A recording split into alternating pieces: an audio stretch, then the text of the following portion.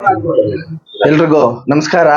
ಏನಿವತ್ತೊಂದು ನಮ್ಮ ತಾಲೂಕಿನಲ್ಲಿ ಶುಭ ಒಂದು ಸುದ್ದಿ ಏನಂದ್ರೆ, ನಮ್ಮ ಕರುನಾಡು ಕಾರ್ಮಿಕ ವೇದಿಕೆಯ ಒಂದು ತಾಲೂಕಿನ ಶಾಖಾ ಘಟವನ್ನು ಇಲ್ಲಿ ಓಪನ್ ಮಾಡಿದ್ದಾರೆ.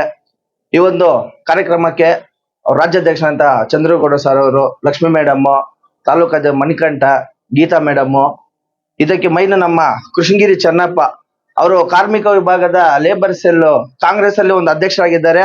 ಅದೇ ರೀತಿ ಇವತ್ತು ನಮ್ಮ ಚಂದ್ರಗೌಡ ನೇತೃತ್ವದಲ್ಲಿ ಇವತ್ತು ತಾಲೂಕು ಉಪಾಧ್ಯಕ್ಷರಾಗಿ ಕರ್ನಾಟಕ ಕಾರ್ಮಿಕ ವೇದಿಕೆಯಲ್ಲಿ ಕೆಲಸ ಮಾಡ್ತಾ ಇದ್ದಾರೆ. ಅವರ ಬಗ್ಗೆ ಹೇಳುವುದೇನೆಂದ್ರೆ, ಅವ್ರು ಬಡವರಿಗೆ ಮತ್ತು ಕಾರ್ಮಿಕ ವಿಭಾಗದಲ್ಲಿ ಅತಿ ಹೆಚ್ಚು ಪಾಪ ಅವರು ಕೈಯಲ್ಲಾದಷ್ಟು ಸಹಾಯ ಮಾಡ್ತಾರೆ.